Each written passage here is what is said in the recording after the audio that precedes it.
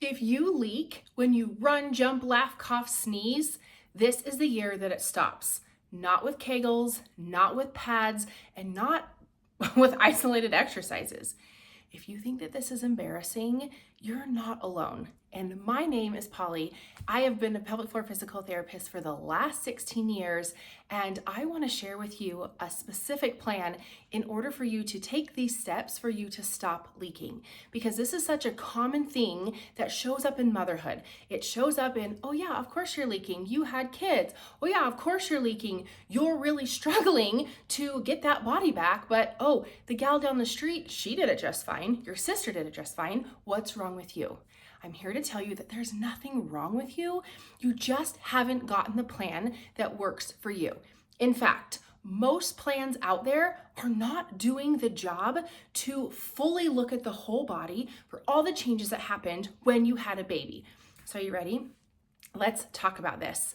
Before we get too far into the specific plan, I need you to understand a couple different things. The first one being is that our female body is not the same as the male body. And I know when you hear me say that, you're like, duh, female bodies, we can have babies. Yes, but so many times we treat the female body as though it's the male body.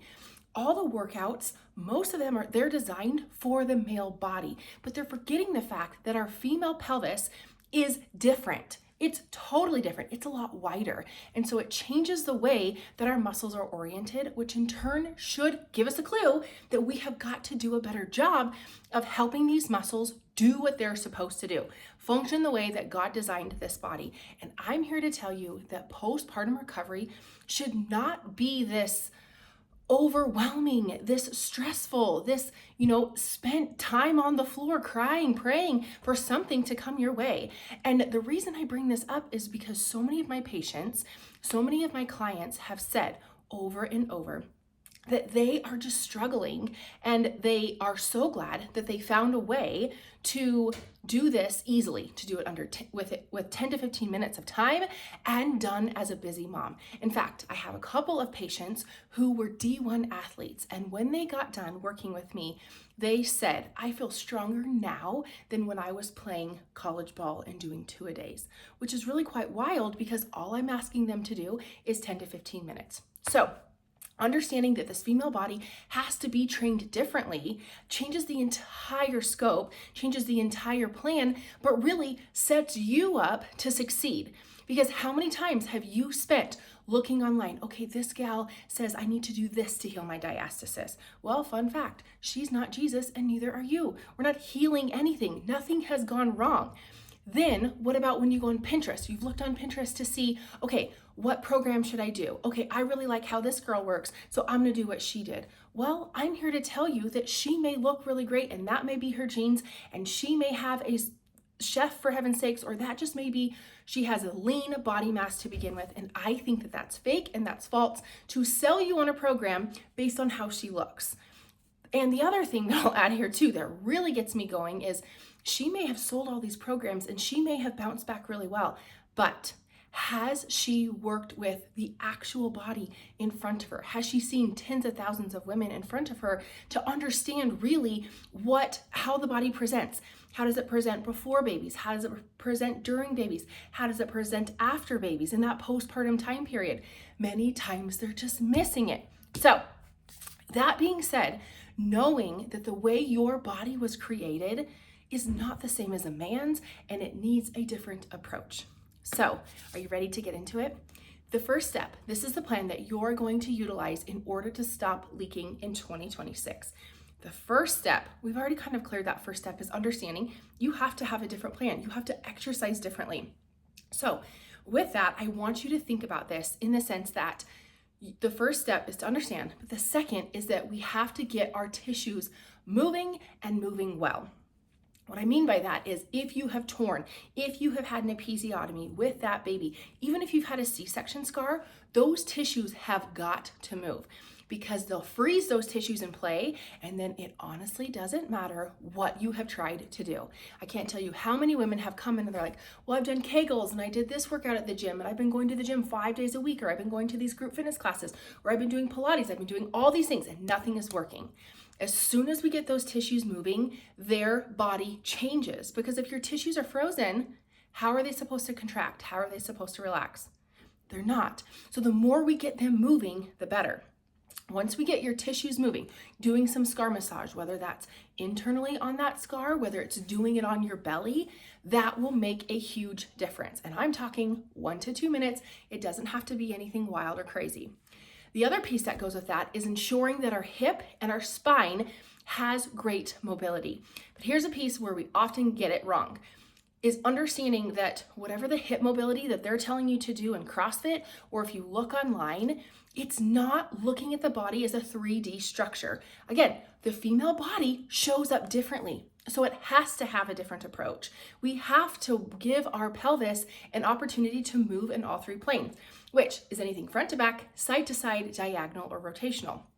So doing just a couple stretches on the floor is not going to be enough. So if you're doing that hip mobility, you have to have hip mobility that is going front to back, that's going side to side, and it has diagonal or rotational components. Because as soon as you start to unlock more hip mobility, it's going to allow that pelvic floor to do its job. And again, that's what makes everything so easy. So that is that's the second step, is to get those tissues moving. The third step is that we're going to get that pressure system working. Now, this is a piece that sometimes really can get confused or modeled or discombobulated, really. But what I want you to think about is, are you breathing the way you're supposed to? Which you're gonna say, duh, Polly, of course I am. I'm breathing right now. I'm watching you on this video. Of course I'm doing it. But what I want you to actually think about is, when you inhale, are you breathing with your chest, or are you breathing with your belly? And I am not probably doing the best job at it, but we're not here to talk about me. I want to make sure that your belly is blowing up the way that it's supposed to.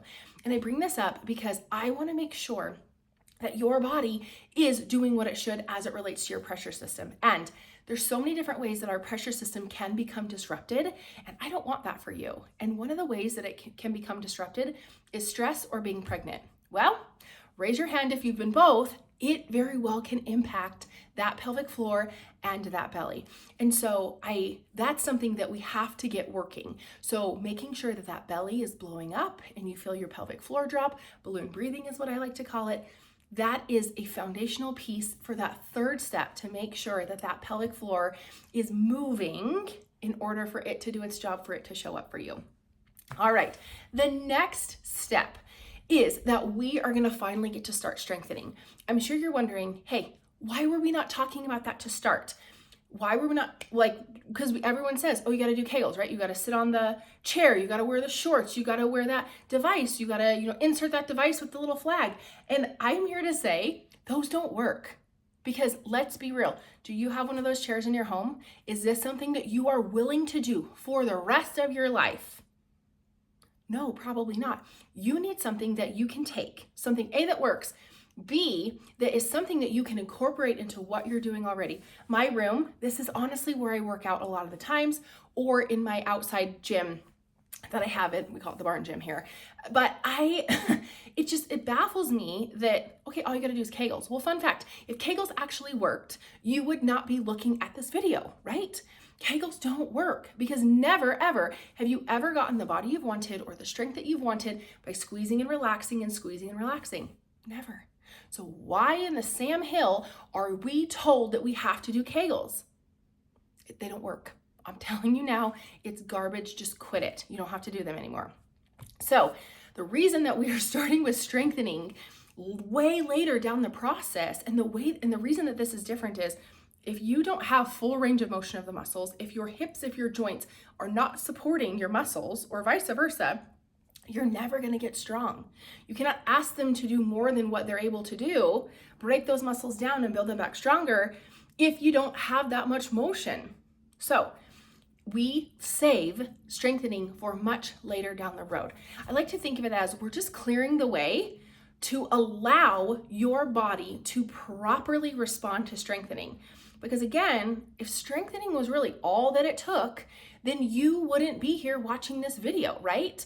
More than likely, you have not heard of these steps to understand before we even get to strengthening.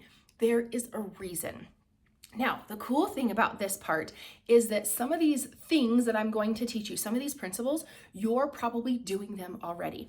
And I'll quickly run through them. If you're interested, you're welcome to snag the free training down in the link, and it'll walk you through a more in-depth approach and look to it. So really fast, I call them the VAB3 principles, VAB3.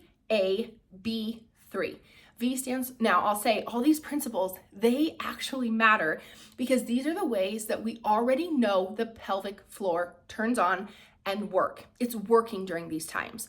So I bring this up because vertical is what the V stands for. So anytime we jump up and down, our muscles, our pelvic floor muscles are responding to that. So if we have a vertical component or a vertical principle in what we're doing for exercise, then we can guarantee that that pelvic floor is doing its job. Now, please don't jump ahead. You have to make sure that all of these pieces are done before we start doing that strengthening. So please don't jump ahead.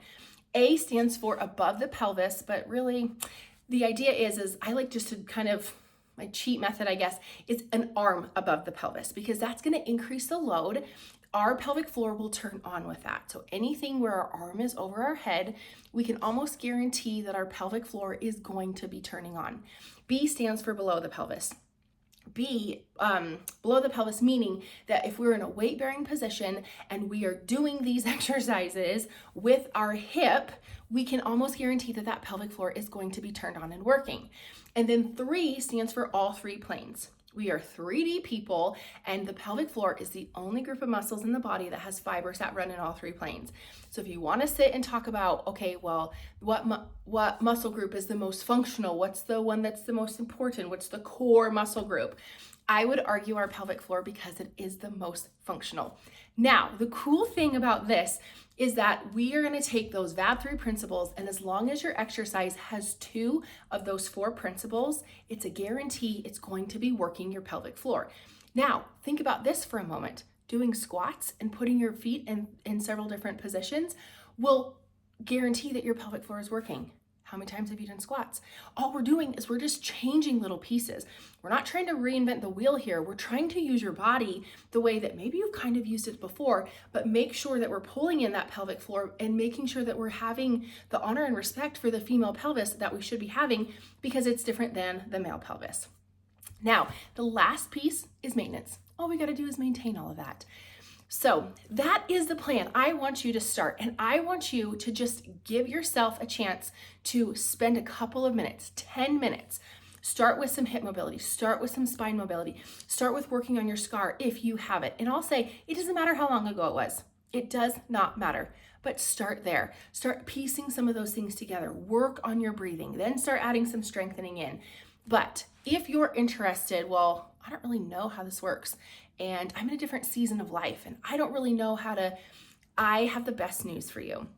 I have something called Your Pelvic Floor's Next Step, and it's a call with just me. You won't get anybody else, where you and I can have some time to put together your specific next step with what is going on with you, what's going on with your life, and to find something that actually fits where you're at.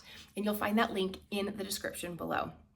Now, this isn't just about strengthening. This isn't just about stopping leaking. This is about so much more than that. This is about giving you your body back. This is about giving you your life back. This is about giving you your motherhood back, your wifehood back. Imagine what would life feel like if you didn't leak. Would you go to more exercise classes? Would you be more fit?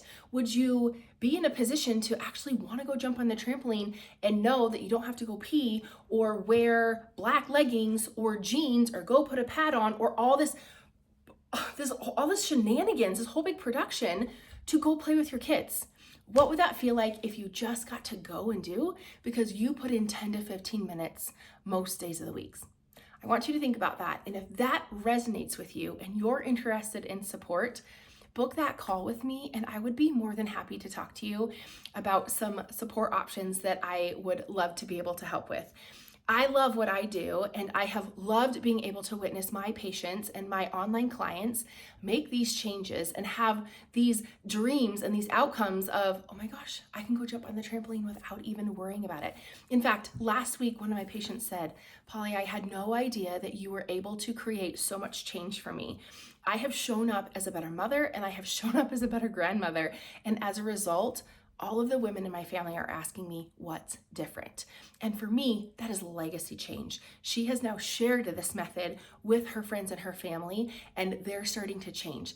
That is some of the beauty of this work that I would love to be able to share with you. Now, if you are like, I always fail at everything, I don't know if I can do this, I promise you, you can't fail. If you don't try, that may put you in a position to fail. But so many of my patients and so many of my clients often say, I keep thinking like I'm not putting enough work in, but they keep getting better and they have the results that they want. What would it be like to not leak? I want to encourage you to have a scheduled call with me and grab that free training, and let's start figuring out what your next step is so you can have the life, you can have that pre-baby body that you want. I'll see you soon.